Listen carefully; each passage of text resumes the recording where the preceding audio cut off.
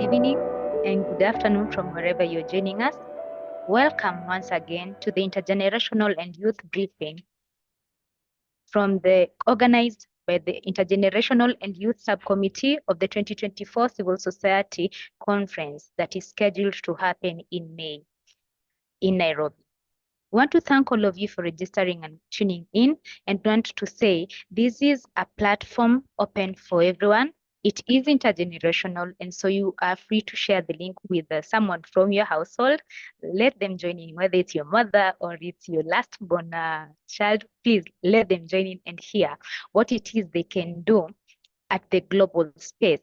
And this is at the global, but we know that we start from the grassroots, so everyone is welcome. We are going to let you know how to be able to engage in UN-related policy processes, and let you know that it is not gatekept at all. It is open and free for everyone to engage.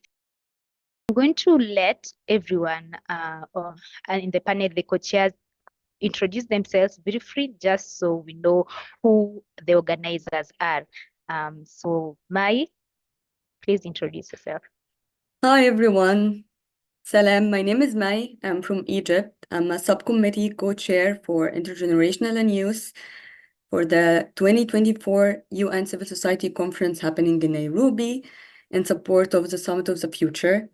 And I'm so excited about this briefing, and I'm especially excited about the Intergenerational and Youth Subcommittee activities that will be happening during the conference in May. Hi everyone, my name is Kyra Eubanks. I'm a global youth advocate as well as an award-winning pageant queen. I always love to share that because I do believe in the grassroots approach, but also finding ways to get involved in intergovernmental processes. So I'm proud to be one of the subcommittee co-chairs for this subcommittee, and I can't wait to share with you a little bit more about what we have planned for the intergenerational and youth civil society attendees who will be attending the conference both virtually as well as in person. The 2024 Civil Society Conference is in support of the Summit of the Future. It will be held in Nairobi on 9th and 10th May under the title Shaping a Future of Global and Sustainable Progress. It is a premier event in the civil society calendar at the United Nations, and it is in support again of the Summit of the Future that will happen later in 2024. We have a lot of history with regards to civil society engagement. I want to note that the Civil Society Conference always happens annually, and this year is first time that is coming to Africa, and Kenya is honored to host it. And so we will quickly want to let you know that we have websites that you can visit to get information about the summit, about the Civil Society Conference. You can register as an individual through your organization. So the organization has to be an NGO that has consultative status with ECOSOC, or visits or has relations. That means it works side by side by the DNG, or it is legally registered in your country, and that country has observer status or member states with the United Nations. And so these are the three criteria that you need to meet in order to make sure that you are eligible to register. On that point, I would also want to point out that you need a letter. So one organization can nominate up to 3 members. You need to make sure that you get a letter from your organization, because when you go to Indigo, the registration site, you're going to have to upload that letter. And so if your organization only nominates 3 people, you will have a higher chance of making sure that you attend the conference. Another thing I would like you to note is the registration deadline for the Civil Society Conference is on 26th. That's just days away. Another thing to note is the conference will be in person. We will not have a hybrid format. However, we will explain how you can engage as you have come into this briefing. Right now, we have other activities that will allow you to be a part of the conference, even if you will not make it in the actual conference. We have offsite events and workshops or exhibits and competitions that we will talk about later. Thank you so much, Terry, for a great introduction and a little bit of information about registration. Now we will move to the Summit of the Future, which I'm 100% sure that most of you already know about it. And if you don't know about it, don't worry, we got you covered. And also, I will be talking on why we are talking about the Summit of the Future. Do you know the link between the Summit of the Future and the 2024 UN Civil Society Conference happening in Nairobi? So the Summit of the Future, it's scheduled to happen in September 2024, and it's a high-level event convened by the UN. What's the objective of this event? The Summit of the Future, or as you can see, the abbreviation is SOTF, aims to forge a new international consensus on delivering a better present and safeguarding the future. It provides a once-in-a-generation opportunity to amend the trust and demonstrate that international cooperation can effectively tackle the current and emerging challenges. I know that we already have, or the global system already has many existing agreements and commitments like the UN Charter, the Universal Declaration of Human Rights, the 2030 Agenda, and Paris Agreement, and many more commitments. However, the Summit of the Future focuses on how to better cooperate and how to deliver these aspirations and goals. And also, it seeks to address the implementation gap for these commitments and enhance the ability of the world system to meet these international commitments. And now about the outcome of the Summit of the Future will be a document, an action-oriented document that's called Pact for the Future. And it will be annexed with a global digital compact that's referred in our common agenda by the Secretary General, and a declaration on the future generation, which we hope they will deliver a UN for the people and the planet in the 21st century and beyond. The document is negotiated and endorsed by member states. And remember, when I say something like it's negotiated and endorsed by member states, by countries, it's currently negotiated in the lead up and during the Summit of the Future in September. And a little bit of an overview about the Pact of the Future. It has a chapeau and 5 chapters. And these 5 chapters corresponds to different global concerns. We have a chapter on sustainable development and financing for development, another chapter on international peace and security, another chapter on science, technology, and innovation and digital cooperation, and finally, not finally, actually, the 4th chapter is youth and future generations, and the final chapter is transforming global governance. We're not going into deep details about the chapters because this webinar is supposed to be, it's about the UN Civil Society Conference, so I'm walking us quickly through the Summit of the Future as a background. We have some challenges, but also we have some opportunities for the Summit of the Future and for the commitments that we need to make. Currently, we are not on track to meet the global goals that we have already set for ourselves with the SDGs. And the speed and the complex nature of developments have outpaced our system. And also the benefits and opportunities of progress are unevenly spread. And unfortunately, majority of people are left behind. So the summit, and this is why it's a summit, it's actually an opportunity to put ourselves back on a better pace. And now I will give a little bit of a brief about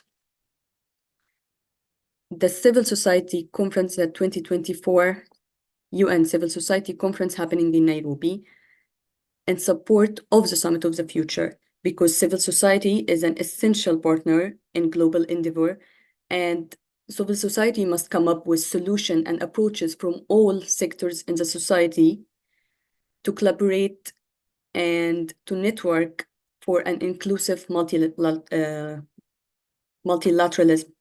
Because, as I mentioned, the negotiation process for the Pact of the Future is primarily intergovernmental, and this is why we need the civil society. We need to have a global moment for the civil society, and this global moment, it's happening in Nairobi in May, and the Civil Society Conference aims to increase awareness, ambition, and accountability for the Summit of the Future, and to build multi-stakeholder impact coalition. And I want you to remember the impact coalitions. My fellow co-chair, Cairo, will be talking about the impact coalition. The impact coalitions is set to champion, act on, and push forward big-ticket reforms that's proposed in consensus language of the Pact of the Future, and also to innovate the way civil society and other stakeholders interact with the intergovernmental process of the negotiations that's happening right now. Cairo will be sharing more details about the Intergenerational and Youth Subcommittee activities and how actually you can engage with us.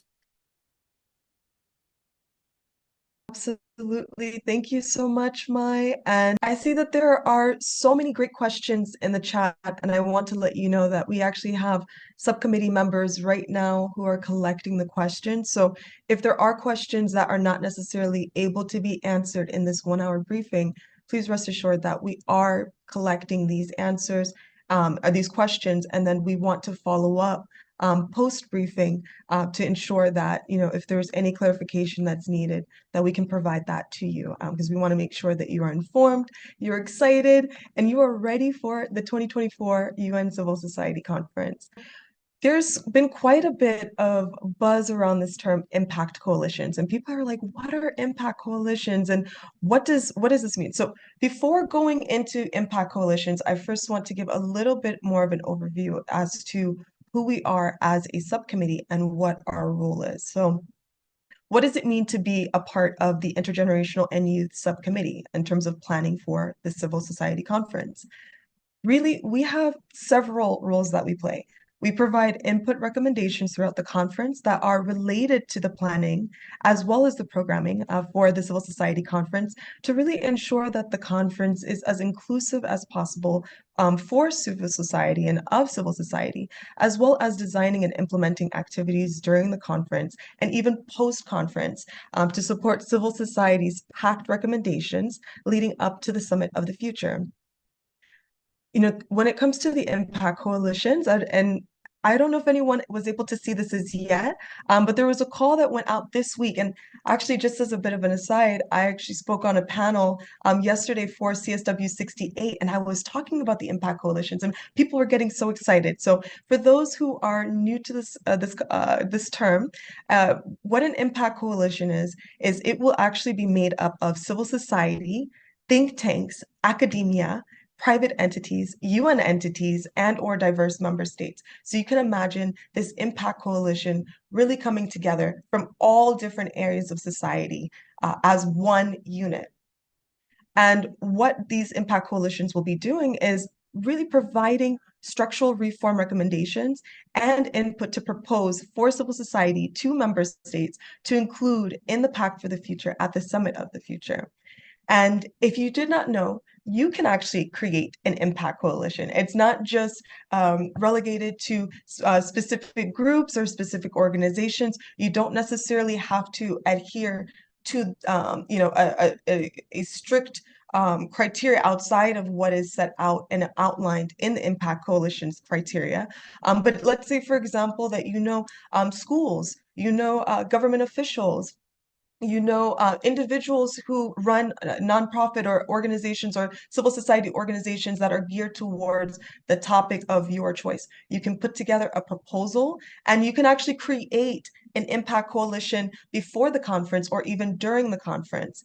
So when you're thinking about the proposals that you might be wanting to create, and you might think, oh my goodness, I want to create an impact coalition. I already know organizations that I can come together with, and we can be a complete a suggestion, recommendation, voice to be reckoned with. We will be able to share recommendations specifically on our targeted interests and that we already advocate on, and we can be able to support that at the conference. That is great. So just know that the outcomes from the impact coalitions will actually result in an impact for the future outcome package that will articulate the objectives of the conference that are that are all inclusive, impactful, as well as innovative.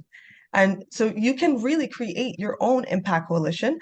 There is some criteria that I do want to read out. I realize that there are quite a bit of forms, there are quite a bit of links, there are different deadlines for each of these different opportunities to really engage at the conference and really play an active role.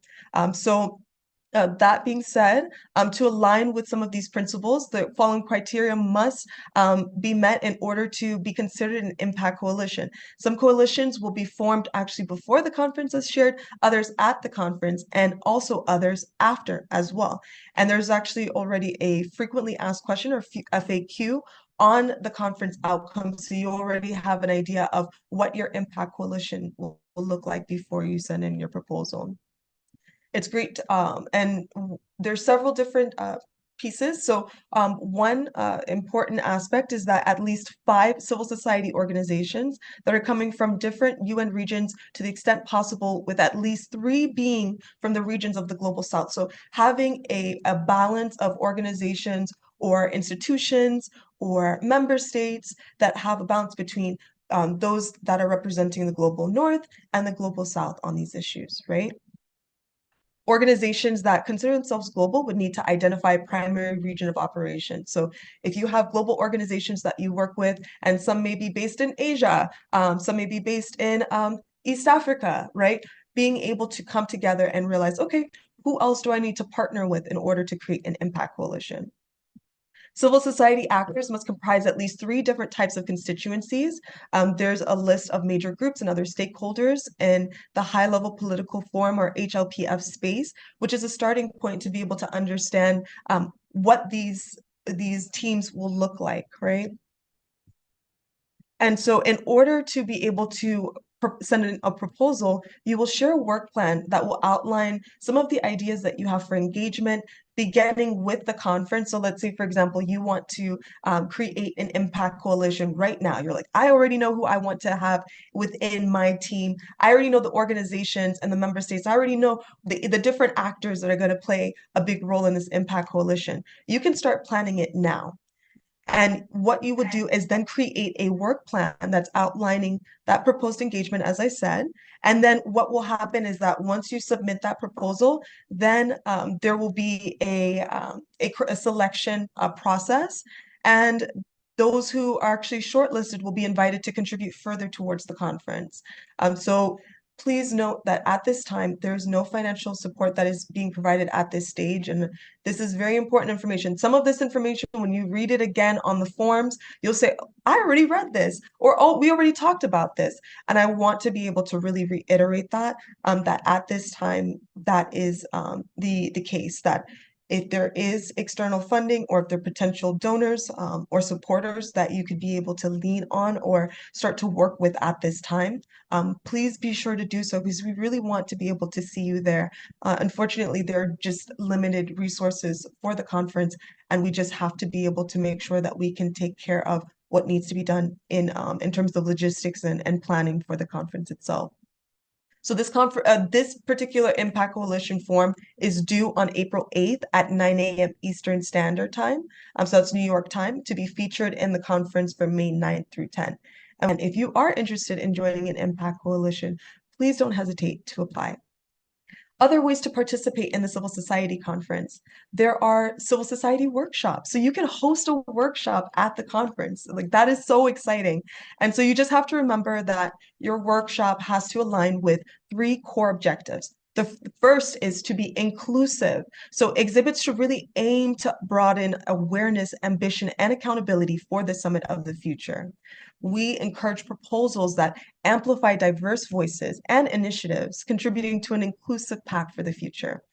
Proposals should also be impactful, focusing on utilizing the Nairobi conference to foster impact. And I don't know if you noticed this, but impact, pact is actually in all caps. So you'll see that it's all about making impact for the pact. So, to foster impact in support of the Summit of the Future among member states, civil society, academia, think tanks, foundations, and the private sector. We encourage proposals that support impactful action toward the ambition and implementation of the Intergovernmental Pact for the Future. And last but certainly not least, we're looking for innovation. We want proposals that are innovative, that offer new ways for civil society to interact with intergovernmental processes, embody intergovernmental cooperation, and showcase diverse expertise within a multi-stakeholder forum. So if this is interesting to you, please note that the Civil Society Conference, the deadline to be able to submit civil society workshops for the conference is March 31st, 2024 at 11:59 Eastern Daylight Time, so EDT.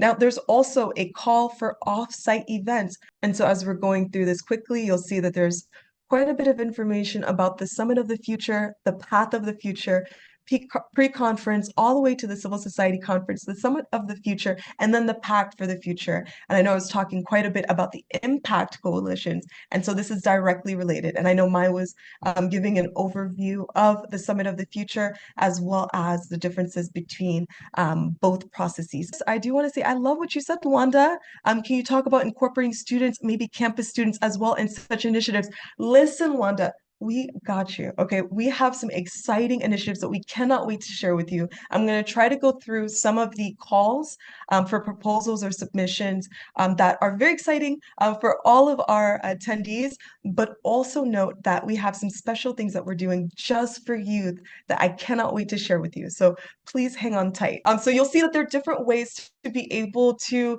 get involved with the Civil Society Conference. So I was talking about, how to participate, how to be able to host a workshop. And also it's very important to note that with the workshop, it's online only or in-person only. And I believe Terry had already shared that, but it's not going to be hybrid. It's going to be online only during the conference or in-person only.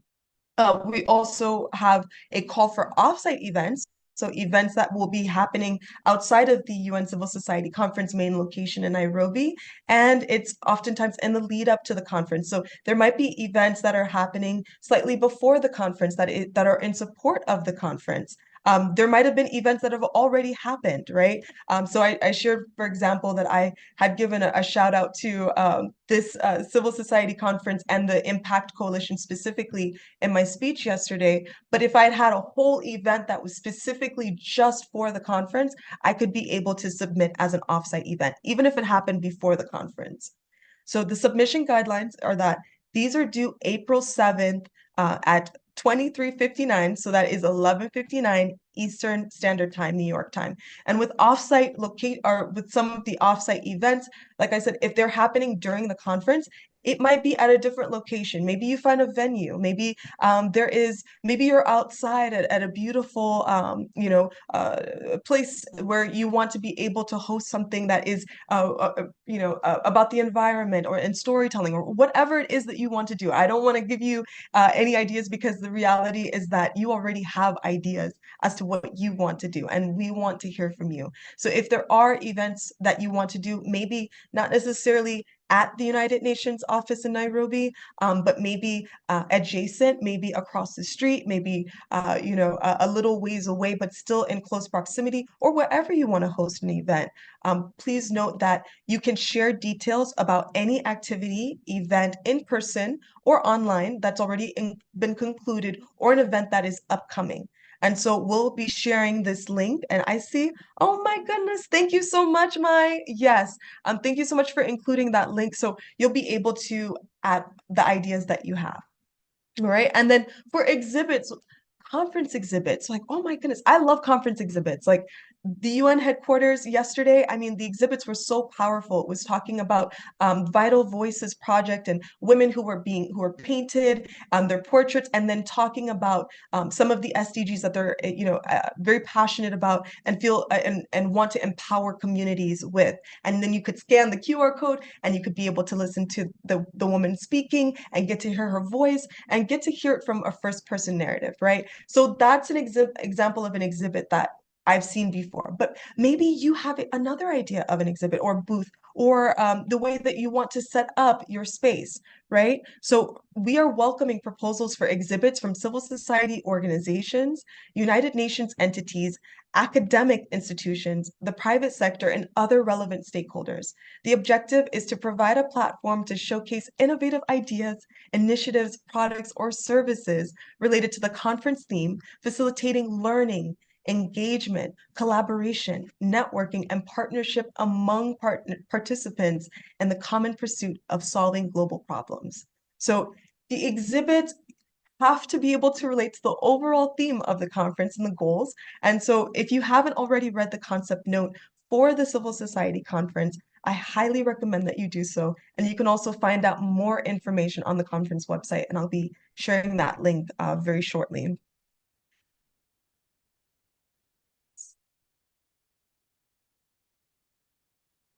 And so there's quite a bit that is asked in terms of being able to put together a proposal that is well thought out, but also very innovative, right? And so you want to be able to explore conference-related themes, issues, innovative solutions, technology, social media, and partnerships, including those with the private sector, and being able to showcase collaborative projects.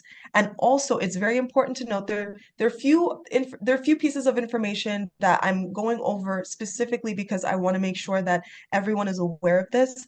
So when you are submitting your proposal, please be sure that you are also including a social media plan as well. So, if you're using social media, let's say that you like Instagram or Facebook, I love me some LinkedIn, right? So if I had a social media plan specifically for LinkedIn, then I would be able to share that in my proposal. And proposals are going to be evaluated based on the relevance to the conference theme and the goals and objectives of the Pact for the Future. So if this is the first time that you ever heard someone talking about the 5 chapters of the Pact for the Future, like Mai was going over, very briefly, then please be sure to look up this information. Please Google it. Make sure that you're getting this information directly so that you know what your proposal is going to look like. It's also important that it's relevant to civil society and that you can be able to express that or communicate that you have an online presence, that you are inclusive of underrepresented persons, regions, or themes. So thinking about diversity, thinking about access, thinking about inclusion, right? And being able to have documentation and description of proposed products, items, services, etc., to be exhibited that should be submitted for vetting via a link or email. So you should be able to send an email with this information. You could have attachments, or it could be a link itself, right? And so exhibit proposals would be accepted by organizations that are civil society organizations, private sector, academia, member states, as well as governments. Yes, no, I understand. And I appreciate your comment, Allison. Thank you so much. It is a tall order, right? We want to be able to put together this civil society conference. We've been so excited about having a civil society conference again since Salt Lake City, Utah. And even with this short timeline, we are just enthusiastic. We are determined. We are ready to be able to have an incredible civil society conference for the first time within the African continent. And so we are moving very quickly. We're moving in full steam, with full steam ahead, just full power ahead. And we ask that everyone just take this journey with us. We're going to be working extremely quickly, efficiently. A lot of information is being sent out as quickly as possible. And we want to make sure that you are in the know. And so this is why we're having this briefing, to make sure that at least you have this information. And we want to thank you so, so much for being here. Something that was really important to note is that a lot of the criteria that is being asked for these calls, or that like Terry had shared, that the organization is accredited or associated with the Department of Global Communications or the Economic Social Council. This organization can also be accredited to another UN agency, Organizations can also be affiliated with one of the 4 core civil society networks organizing the conference with the Department of Global Communications, or DGC. So the Coalition for the UN We Need, or C4UN, the Global NGO Executive Committee, or GNEC, the Conference of Non-Governmental Organizations in Consultative Relationship with the United Nations, Congo, or the Major Groups and Other Stakeholders, MGOS, a coordination mechanism. So let's say, for example, you heard these names and you're like, I have not heard of any of these organizations. I don't know. I'm not associated with any of these agencies. I don't have that affiliation. How do I get involved, right? Well, if you are a part of, okay, let's say, if you are an organization that's headquartered or located within a member state of the Economic Commission for Africa, which is ECA, and there's the list of ECA member states, then you are also eligible to be able to submit a proposal. I'm gonna skip over to some exciting ideas. So let's say, for example, that you are saying, okay, what can I do right now? Maybe I'm not ready to think about, doing a workshop or, doing an exhibit, right? But I still want to get involved. How can I get involved? There are 2 ways, okay? One is the hashtag We Commit campaign. This is a campaign that is actually conference-wide, and it's as part of the planning committee for the UN 2024 Civil Society Conference. We're inviting partners as well as well-wishers to share a short video message, no longer than 2 minutes, in preparation for the upcoming 2024 UN Civil Society Conference in Nairobi, Kenya. So this is a social media campaign that we want it to go viral. And we need your help in order to make that possible. So for example, let's say that I'm the one who's doing a hashtag We Commit video. So I could say, for example, my name is Cairo, and I am a student at We Stand for Sustainable Present and Future School. And then I would answer the question, what commitment are you making for a better future? So you can say, I commit if it's just a video of you, or we commit if you're in a group setting and you want to send a message that says, we're committing as a group.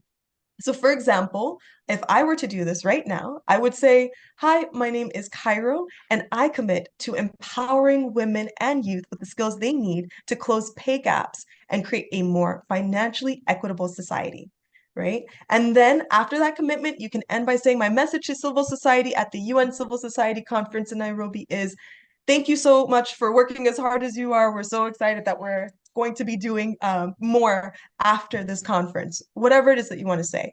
And then you would share your video with us directly on Instagram, on Twitter, and/or TikTok with the hashtag WeCommit and hashtag 2024 UNCSC. So those are the official conference hashtags. Hashtag 2024 UNCSC and hashtag WeCommit. And then you can tag the Civil Society Office for the Department of Global Communications, or the Civil Society Unit rather, at UNDGC_CSO. So please be sure to use the hashtags as well as the tag, the account at UNDGC_CSO, so we can amplify your message. Okay, so I want you to think, and the first thing that comes to mind that you commit to doing to create a more sustainable future. And I want you to put that in the chat. So I gave you the example of wanting to completely work towards reducing and eliminating gender pay gaps, right? For women and young people, right? What do you commit to? And while you're thinking about what you commit to, I want to move on to just one more thing that I want to share before we're able to then turn it back over. All right. And so the last thing that I wanted to share is, there was a question earlier about how can students get involved, right? This is an initiative called Youth Reporters, and it was actually an idea that was launched by our colleagues within the social media subcommittee for the planning committee. Young people play and have a crucial role to play as mobilizers and catalyzers at the United Nations Civil Society Conference. So the objectives of the Youth Reporter program is to really get engaged, to amplify the voices of youth and adolescents at the United Nations Civil Society Conference, to accelerate social media mobilization, right? To be able to mobilize stakeholders, to be active participants, and to be able to coordinate the multimedia zone at the UN Civil Society Conference, including conducting interviews, filming #WeCommit videos with participants at the conference, and managing content creation at the zone. Requirements for all of these calls for proposals, as well as for the youth reporters, is that applicants must officially register for the conference on Indigo and be able to attend in person May 9th through May 10th. All right, and applicants should be young people with demonstrated interest in amplifying social issues and impactful initiatives for the future. With that being said, I'm going to turn it back over to my colleagues, Mai and Terry. Thank you so much for your questions. I also love what I'm seeing here, committing to advancing the idea of positive masculinity as a means to ending violence against women and girls and all forms of inequality. Thank you so much for that. Thank you so much, everyone. Hi again. I'm really happy seeing the engagement with the WeCommit campaign, even just launching it now in this call, and then people are already interacting. This is so cool. We wanted to be more and more interactive, so we had poll questions for you. Perfect. Grassroots engagement, accountability, children's participation. Thank you so much.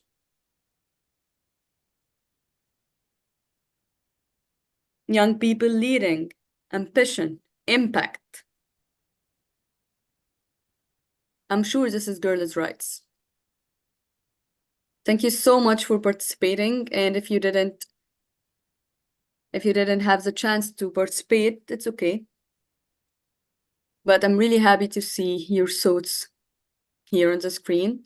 And now we have Yugratna, the organizing partner from MGCY, Major Group on Children and Youth. She's gladly supporting us to close our first briefing, and maybe she can share more about the MGCY plans for engagement in the UN Civil Society Conference. Thank you so much for having me here, and thanks, big congratulations to all the 3 co-chairs of the Youth and Intergenerational Subcommittee for putting this together. A major group for youth and children is one of the 9 major groups in the UN system that is mandated by the UN and then also mandated by the UN General Assembly to actually contribute and give inputs to the pact. That comes from the modalities resolution, if you look at it. And so we have been working very, very hard. Of course, Terry is one of our global focal points who is involved in the youth committee as a co-chair, and then there are different colleagues that are helping out in different spaces as well. I'm also in the conference planning committee, so we are working on that too. I think what we would like to mention is that there has been, a lot of conversations around Summit of the Future itself, and again, we recognize how important the civil society conference is in terms of providing that input and mobilizing broader community alongside everything else that young people have been doing to prepare for the Summit of the Future. So we absolutely 100% recognize the importance of that. I think there is 2 things that I wanted to share. For those of you that are interested to learn about how you can engage on the road to the summit, of course, beyond civil society conference, but also in lead up to it, we do have PowerPoint presentation or a sort of an info package that I just shared in the chat. And then we also have made a youth info hub for the Summit of the Future that you can find on the link tree.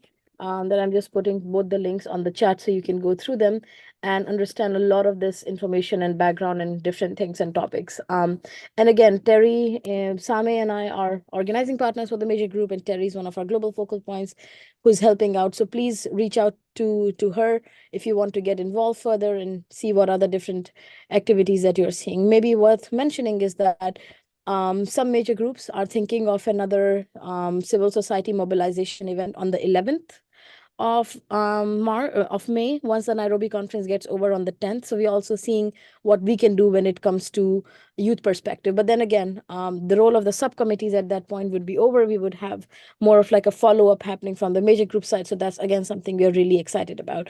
So once again, congratulations to both to all three youths that have been convening this, and also to all 200 and more of you for making time on a Friday morning, a Friday evening to be here. We really appreciate that. Thank you so much.